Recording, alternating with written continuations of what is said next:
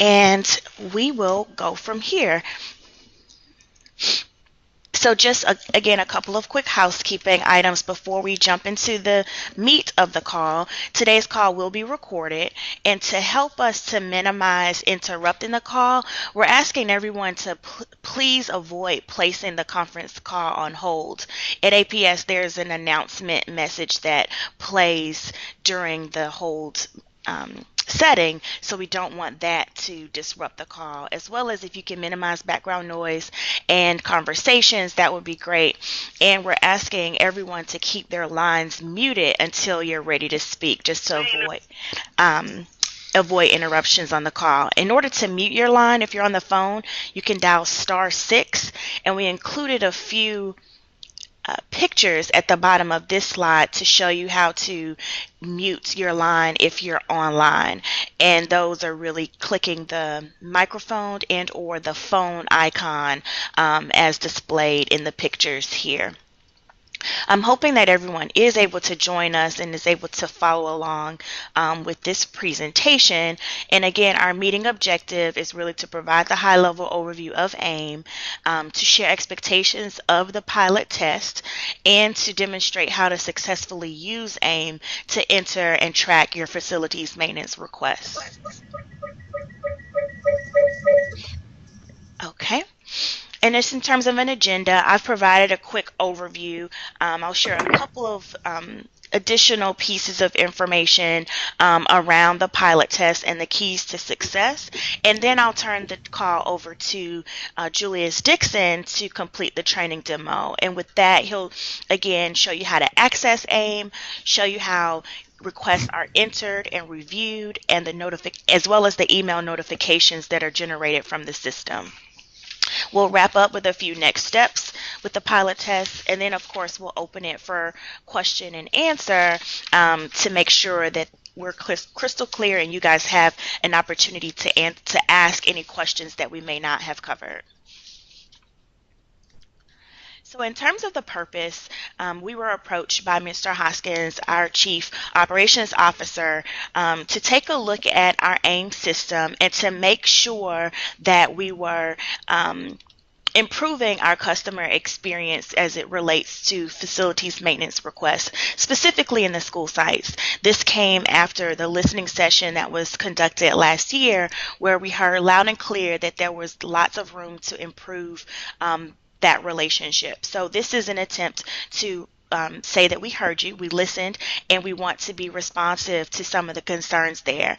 During this pilot test, again, another purpose is to help us to generate some data around how the response is in dealing with facilities requests in your school sites, as well as we hope this pilot test will give us a good sense of what we need to tweak before it's rolled out into the broader district.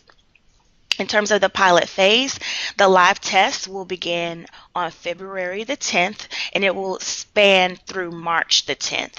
We feel that we need at least 4 good weeks of activity in order to really be able to make some recommendations and to get some data into the tool to understand what needs to be changed before we implement across the district.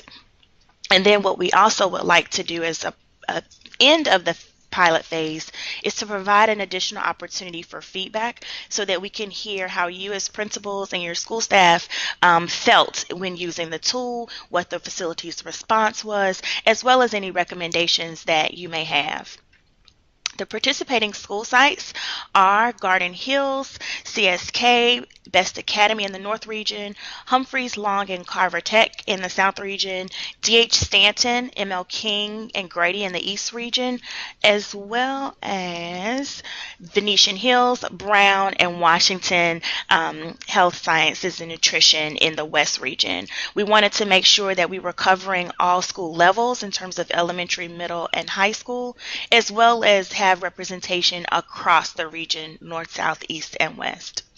And it sounds like this is probably a good point. I think we just have Lisa Hill, Tiana Crooms, Rolanda Veal, as well as Dion Simon on the line. Did anyone else have a chance to join us? I don't see any other participants, though. Okay. So we'll go ahead with the 4 that we have. And really quickly, keys to success. We feel that this pilot test will be most successful if we are engaging our school staff, if we're encouraging full participation, as well as providing our feedback at the end of the test to enhance the district-wide launch. And again, we hope that after this call, you'll have what you need in order to share this with your school staff, announcing it in your faculty meetings, as well as providing the training resources. So there's this PowerPoint presentation which we'll make available after the call, as well as a training guide that my colleague Julius Dixon pulled together, which provides detailed step-by-step instruction on how to use AiM, as well as to refer back to it if there's anything that you get stuck with. We also encourage full participation. We know that utilizing AiM during this pilot phase is sort of a shift from what we do day to day, but we're hoping that you can really go to AiM as your primary source for reporting and tracking your facilities maintenance requests during this period. Additionally, like I mentioned before, we want to offer you an opportunity to share your experience, share your suggestions. We know you guys have great ideas, especially after having used the tool, that could really help us make this improved before we roll it out to the broader district. So now, with that being said, I am going to turn the presentation over to my colleague Julius Dixon, who can take you through the training demo portion of the call.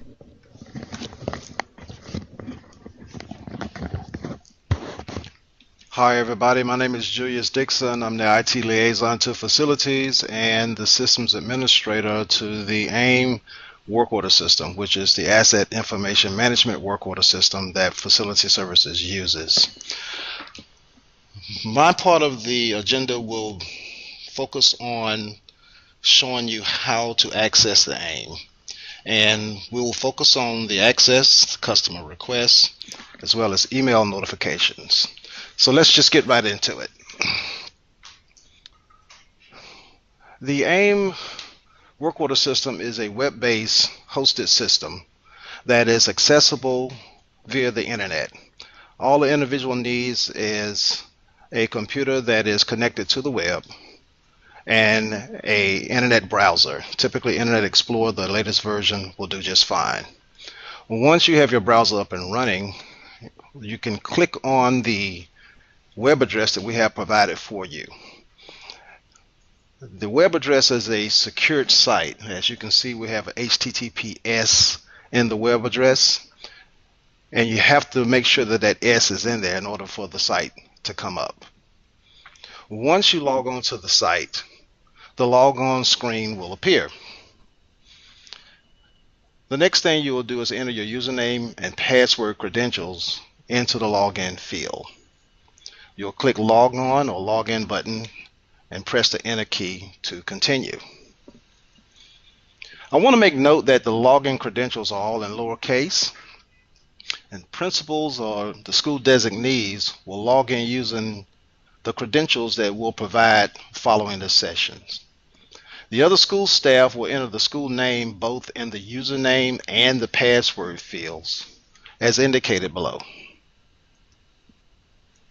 Once you're successfully logged on, the AiM work desk will appear, which displays three primary channels. Those channels are menu, administrator message, and personal query count. In this instance, we've logged on, or we're just demonstrating what a staff member would see on their work desk. That staff member will click the customer service link that appears in that red circle. Once they click the customer service link in the menu channel, the next thing to appear is the customer service screen, and that will display the customer request link in its own menu channel. The staff member will click the new icon, and that new icon is just to the left of customer requests.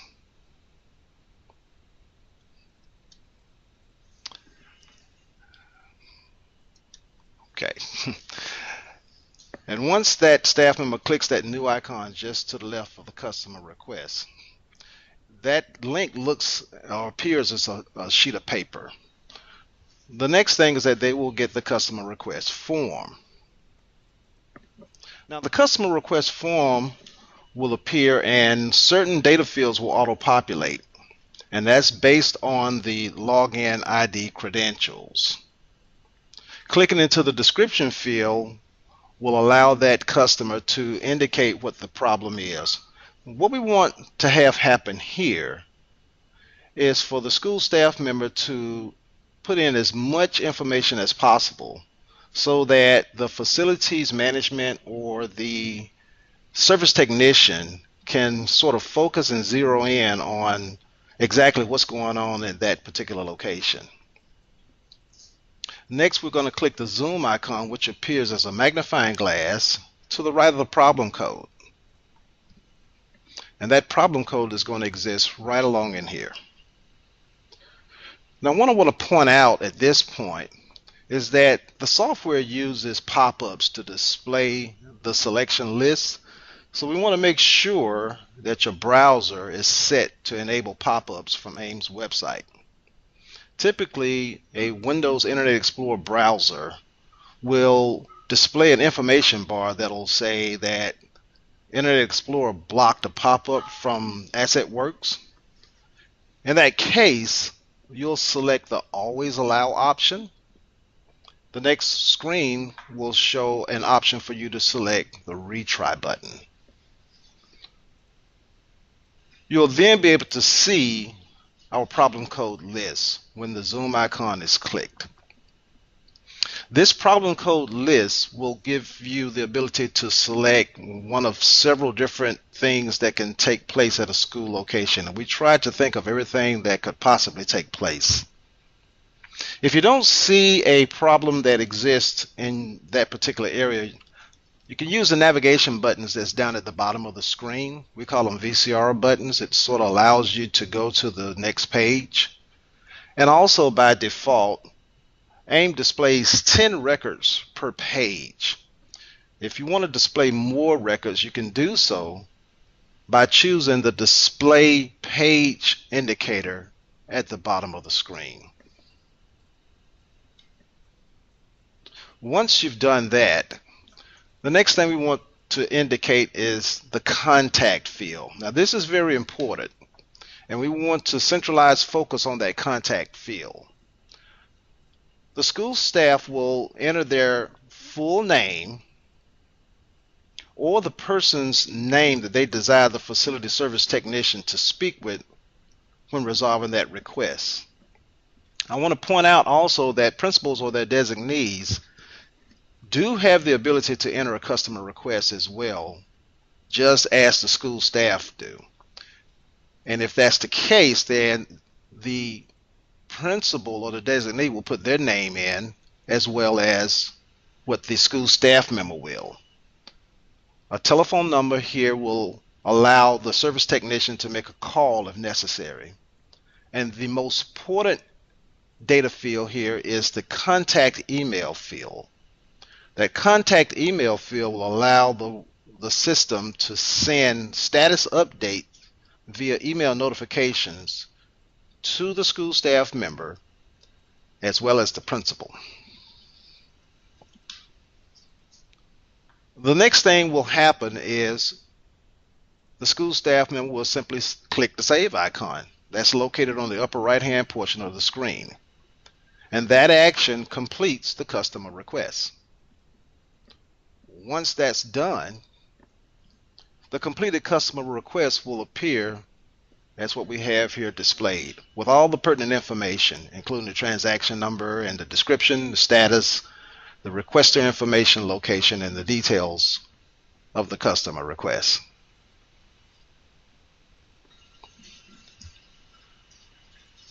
This section of the training demonstrates what a principal or the school designee would do to log on and access AiM.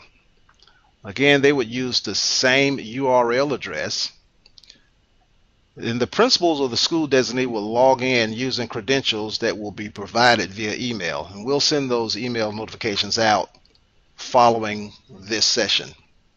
I want to remind everyone that the login credentials are all in lowercase. Once the principal or the designee logs successfully in, they will be displayed a screen similar to what we have presented here. On the personal query count section of the screen, we have the customer request personal query count that displays different types of requests that's available.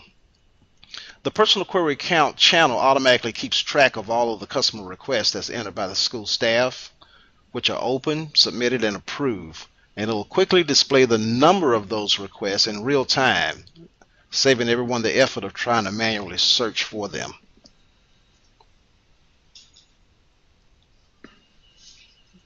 The next screen will show the transaction numbers. The transaction number is listed on the left-hand side of the screen. The screen is displayed as a spreadsheet, and the transaction number is a hyperlink. Once it's selected, it will give you the ability to view those customer requests and make updates to them.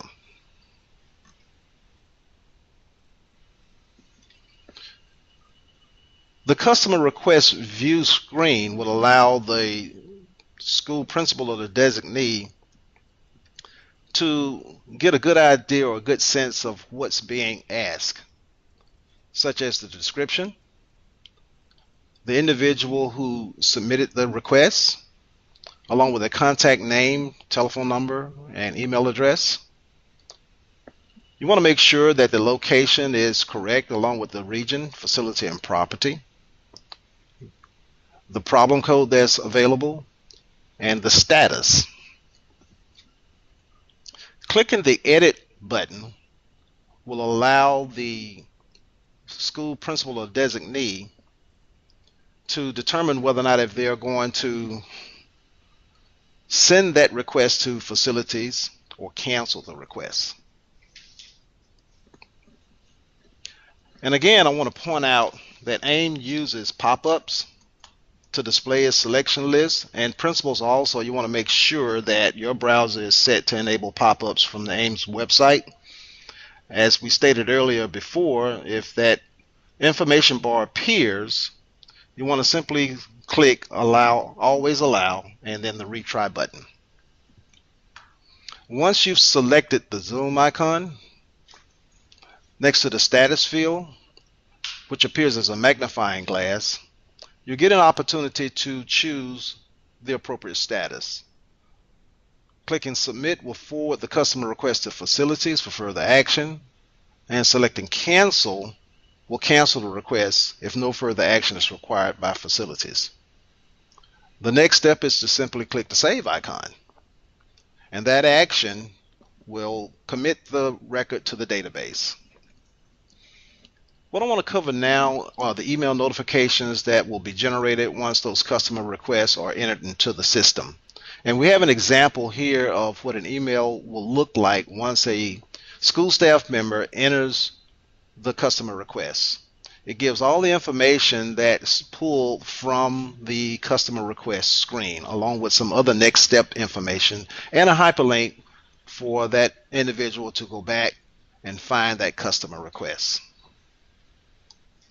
This is an example of what a canceled email would appear once the principal or the school designee decides or determines that they will not submit this to facilities for further action. It too has all the information that's available. And an example of a canceled customer request is one by which the principal or school designee has determined that it is a duplicate. Here's an example of what a email appears once the customer request has been successfully submitted to facilities for further action. You'll note also at the bottom of this sample where we have indicated the facilities region managers' contact names phone numbers, and email address for further information. Here's an example of when a customer request has been declined by facilities, and typically you'll get a reason why that request was declined. Here's an example of a customer request that has been approved by facilities and they've agreed to go ahead and do the work. Once that action takes place, a formal work order will be issued, and that work order number will be displayed on the email along with the other information. When a work order has been completed, an email will be sent out indicating that that work has been completed. I want to indicate that emails will be sent out to the school staff as well as the principal or their designee. And with that, I'll turn it back over to Katisha.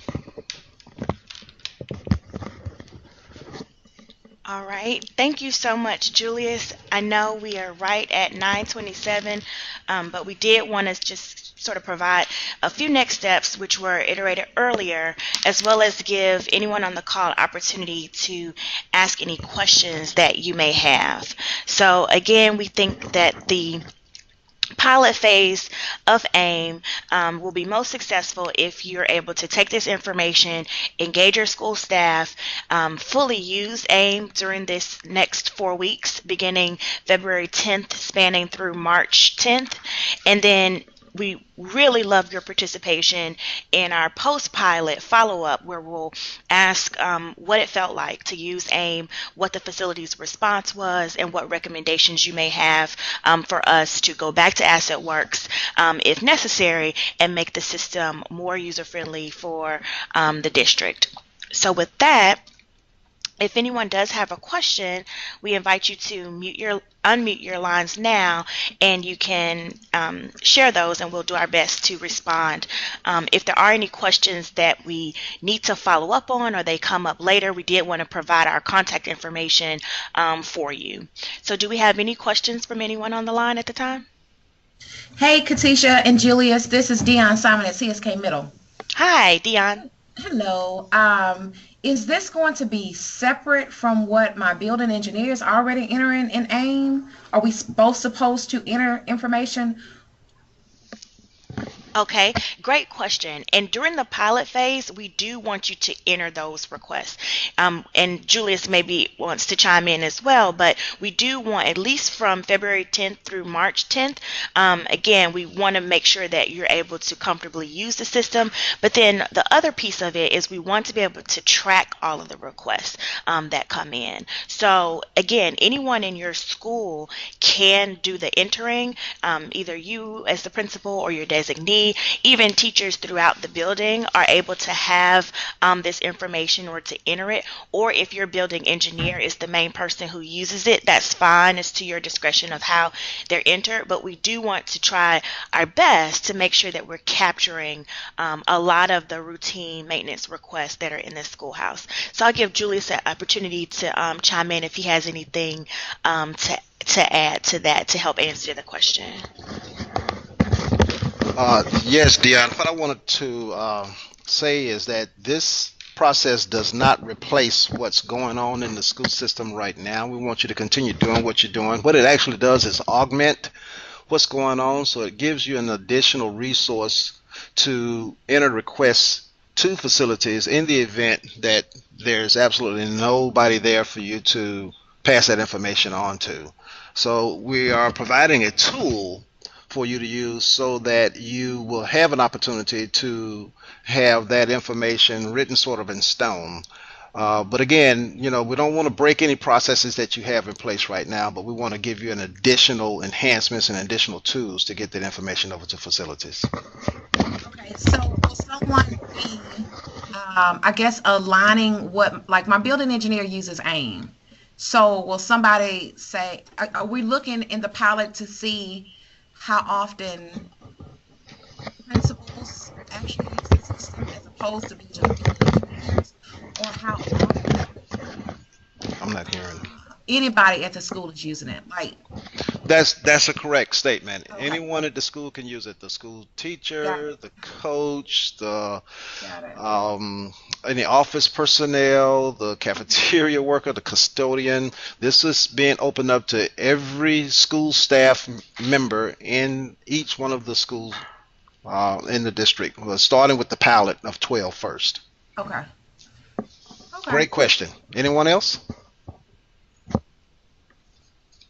Hi, this is Lisa Hill from Long Middle School. So just for clarification, it's kind of like client support for reporting technical issues. So anyone in the building, once we show them how to access AIMS, they'll be able to put in their facilities request, correct? Absolutely correct. Okay. Absolutely correct. And again, what we wanted to do was to make sure that we expressed to the district that we heard the cry for help. And what we wanted to do was to set forth an initiative so that we can answer that call in a way to where we can leverage the technology to be able to do what we need to do to get the information to facilities more efficiently and more effectively. So yes, Ms. Hill, you're absolutely right. This is very similar to the client support 1000 number. We give you a digitized format to put that information in. Anybody else?